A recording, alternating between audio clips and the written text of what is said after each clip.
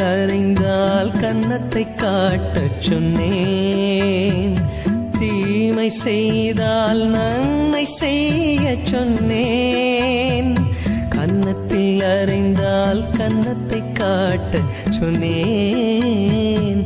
தீமை செய்தால் நன்மை செய்ய சொன்னேன். இதற்கு மேல் நான் என்ன கேட்கின்றேன்?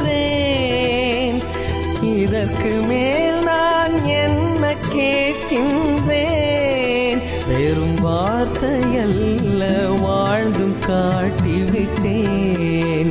வெறும் வார்த்தையல்ல வாழ்ந்தும் காட்டிவிட்டேன்.